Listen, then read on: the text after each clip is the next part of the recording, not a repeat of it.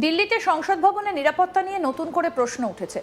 20 July cockroach জনতা পার্টির চলো সংসদ কর্মসূচিকে ঘিরে প্রকাশ্যে আসা সিসিটিভি ফুটেজে দেখা যাচ্ছে বিক্ষোভকারীদের একটা বড় অংশ সংসদ ভবনের খুব কাছাকাছি পৌঁছে গিয়েছিল। এমনকি কয়েকটা জায়গায় তারা সংসদ ভবন থেকে মাত্র 100 মিটারের মধ্যে চলে আসে। এই ঘটনায় প্রশ্ন উঠছে, আগাম তথ্য থাকা সত্ত্বেও দিল্লি পুলিশ কেন এত বড় জমায়েতকে সংসদ এলাকার এত কাছে পৌঁছতে দিল। আসুন আগে এক ঝলকে আপনাদের দেখাই 20 জুলাইয়ের সেই ভিডিও দেখুন।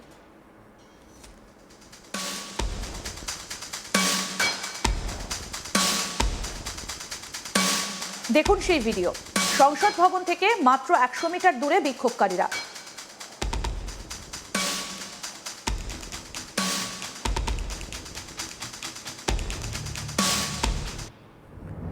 ভারতের সংসদের মতো গুরুত্বপূর্ণ এবং সংবেদনশীল এলাকার নিরাপত্তা নিয়ে সবসময় কঠোর ব্যবস্থা নেওয়া হয়েছে, কিন্তু 20 জুলাইয়ের ঘটনায় সামনে আসা ফুটেজে দেখা যাচ্ছে নিরাপত্তা ব্যবস্থার মধ্যে কিছু ফাঁক ছিল কিনা তা নিয়ে আলোচনা শুরু হয়েছে। ইন্ডিয়া টুডের হাতে আসা একাধিক সিসিটিভি ফুটেজে দেখা গিয়েছে চলো সংসদ মিছিলে অংশ নেওয়া বহু মানুষ পুলিশের বাধা পেরিয়ে সংসদ ভবনের আশেপাশের এলাকায় পৌঁছে যান। ওই সময় পরিস্থিতি নিয়ন্ত্রণে রাখতে দিল্লি পুলিশ এবং র্যাপিড অ্যাকশন ফোর্সের বিশাল বাহিনী মোতায়েন ছিল। তবে এত নিরাপত্তার মধ্যেও বিক্ষোভকারীদের কয়েকটা গুরুত্বপূর্ণ জায়গায় পৌঁছে যাওয়া নিয়ে প্রশ্ন তৈরি হয়েছে। সিসিটিভি ফুটেজে কি দেখা গিয়েছে? ইন্ডিয়া টুডে সংসদ ভবনের আশেপাশের 5টা জায়গা সিসিটিভি ফুটেজ পরীক্ষা করেছে। এর মধ্যে রেল ভবনের কাছে থাকা সেলফি পয়েন্টের ফুটেজ বিশেষ গুরুত্বপূর্ণ। সেখানে দেখা যাচ্ছে বিক্ষোভকারীরা ওই এলাকায় পৌঁছে জড়ো হয়েছেন এবং পরিস্থিতি উত্তপ্ত হয়ে উঠেছে। ফুটেজে দেখা যায় একদিকে বিক্ষোভকারীদের ভিড়, অন্যদিকে নিরাপত্তা রক্ষীদের বড় বাহিনী। ঘটনাস্থলে দিল্লি পুলিশ এবং র্যাফের সদস্যরা মোতায়েন ছিলেন। তাদের পেছনেই সংসদ ভবন দেখা যাচ্ছিল।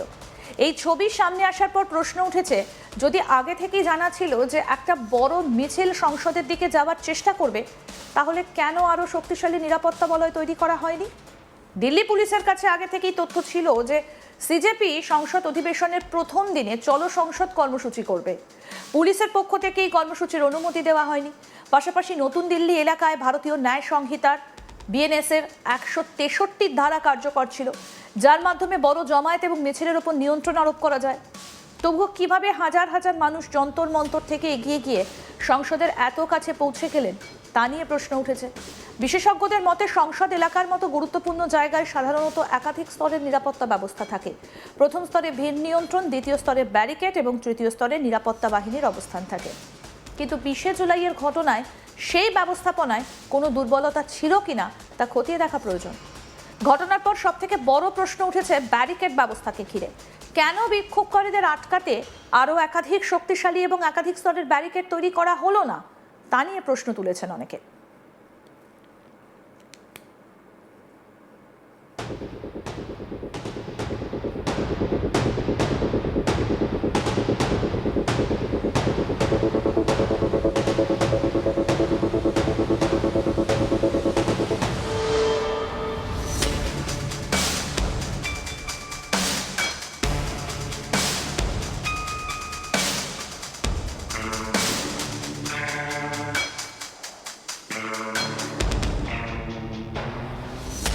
সিসিটিভি ফুটেজে দেখা যাচ্ছে বিক্ষোভকারীরা একাধিক জায়গায় পুলিশের সঙ্গে ধাক্কাধাক্কিতে জড়িয়ে পড়েন। কয়েকজন ব্যারিকেড অতিক্রম করার চেষ্টা করেন বলেও অভিযোগ রয়েছে। পরিস্থিতি নিয়ন্ত্রণের বাইরে চলে যাবার আশঙ্কা তৈরি হলে পুলিশ কড়া পদক্ষেপ নেয়। কয়েকজন বিক্ষোভকারীকে আটক করা হয়। ভিড় ছত্রভঙ্গ করতে টিয়ার গ্যাসের সেল ব্যবহার করা হয়। পাশাপাশি লাঠি ব্যবহার করে পরিস্থিতি নিয়ন্ত্রণে আনার চেষ্টা করা হয়।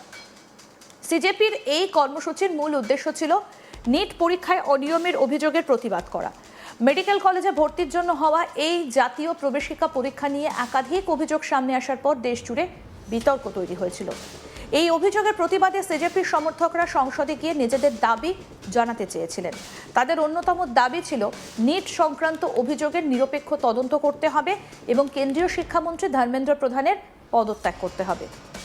20 জুলাই সংসদের বর্ষাকালীন অধিবেশনের প্রথম দিন হওয়ায় রাজনৈতিকভাবে এই কর্মসূচির গুরুত্বও ছিল বেশি। সেই কারণে বিপুল সংখ্যক সমর্থক দিল্লির যন্তর মন্তরে জড়ো হন। যন্তর মন্তর থেকে মিছিল শুরু হবার পর বিক্ষোভকারীরা সংসদের দিকে এগিয়ে যাবার চেষ্টা করেন। পুলিশ আগে থেকেই তাদের আটকানোর জন্য প্রস্তুত ছিল। বিভিন্ন জায়গায় ব্যারিকেড তৈরি করা হয়েছিল। তবে বিক্ষোভকারীদের সংখ্যা বেশি হওয়ায় পরিস্থিতি দ্রুত উত্তপ্ত হয়ে ওঠে। পুলিশ এবং আন্দোলনকারীদের মধ্যে ধস্তাধস্তির ঘটনা ঘটে। অভিযোগ, কয়েকজন বিক্ষোভকারী ব্যারিকেড ভাঙার চেষ্টা করেন। পরিস্থিতি নিয়ন্ত্রণে আনতে পুলিশ টিয়ার গ্যাসের শেল ছোড়ে এবং লাঠি ব্যবহার করে। ঘটনায় কয়েকজন বিক্ষোভকারী এবং কয়েকজন পুলিশ কর্মী সামান্য আহত হন। সংসদ ভবন দেশের অন্যতম গুরুত্বপূর্ণ নিরাপত্তা এলাকা। অতীতে সংসদ ভবনের নিরাপত্তা নিয়ে বড় ধরনের ঘটনা ঘটেছে। সেই কারণে সংসদ এলাকায় যে কোনো ধরনের জমায়েত বা মিছিলকে অত্যন্ত গুরুত্ব দিয়ে দেখা হয়। 20শে জুলাইয়ের ঘটনায় মূল প্রশ্ন হলো, পর্যাপ্ত প্রস্তুতি থাকা সত্ত্বেও কেন বিক্ষোভকারীদের একটা বড় অংশ সংসদের এত কাছে পৌঁছে যেতে পারলো? সিসিটিভি ফুটেজে যে ছবি সামনে এসেছে তা নিয়ে দিল্লি পুলিশের নিরাপত্তা পরিকল্পনা নিয়ে আলোচনা শুরু হয়েছে। আগাম গোয়েন্দা তথ্য থাকা সত্ত্বেও কোথায় পরিকল্পনার ঘাটতি ছিল তা খতিয়ে দেখা প্রয়োজন বলে মনে করছেন অনেকে।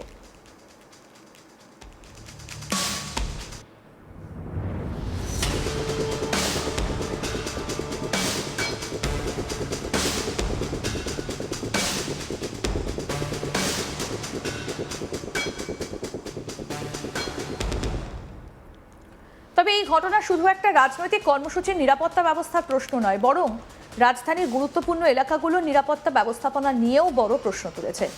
বড় জমায়েত, রাজনৈতিক প্রতিবাদ এবং গুরুত্বপূর্ণ সরকারি ভবনের নিরাপত্তার মধ্যে ভারসাম্য বজায় রাখা সব সময় কঠিন কাজ। তবে সংসদের মতো জায়গায় কোনো ধরনের ঝুঁকি এড়াতে আরও উন্নত পরিকল্পনা, শক্তিশালী ব্যারিকেড ব্যবস্থা এবং দ্রুত প্রতিক্রিয়া ব্যবস্থা প্রয়োজন বলে মনে করছেন নিরাপত্তা বিশেষজ্ঞরা। 20শে জুলাইয়ের ঘটনা সেই ব্যবস্থাগুলোকে আরও শক্তিশালী করার প্রয়োজনীয়তার দিকেই ইঙ্গিত করছে।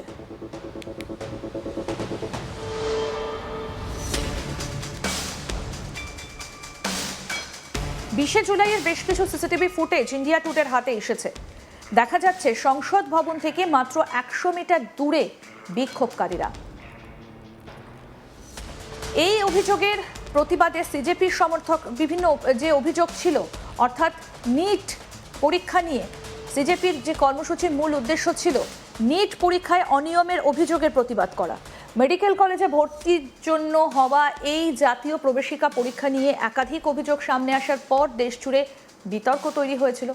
এই অভিযোগের প্রতিবাদে সিজেপির সমর্থকরা সংসদে গিয়ে নিজেদের দাবি জানাতে চেয়েছিলেন। তাদের অন্যতম দাবি ছিল নিট সংক্রান্ত অভিযোগের নিরপেক্ষ তদন্ত করতে হবে এবং কেন্দ্রীয় শিক্ষামন্ত্রী ধর্মেন্দ্র প্রধানের পদত্যাগ করতে হবে। 20শে জুলাই সংসদের বর্ষাকালীন অধিবেশনের প্রথম দিন হওয়ায় রাজনৈতিকভাবে এই কর্মসূচির গুরুত্বও ছিল বেশি। সেই কারণেই বিপুল সংখ্যক সমর্থক দিল্লির যন্তর মন্তরে জড়ো হয়েছিলেন। কিন্তু সিসিটিভি ফুটেজে দেখা যাচ্ছে মাত্র 100 মিটার দূরে বিভিন্ন জায়গায় ব্যারিকেড তৈরি হবার পরেও কি করে মাত্র 100 মিটারের দূরে তারা চলে আসে, সেটা নিয়েও কিন্তু এবার প্রশ্ন উঠছে। আরও আপডেট পেতে দেখতে থাকুন আজ তাক বাংলা, সাবস্ক্রাইব করুন।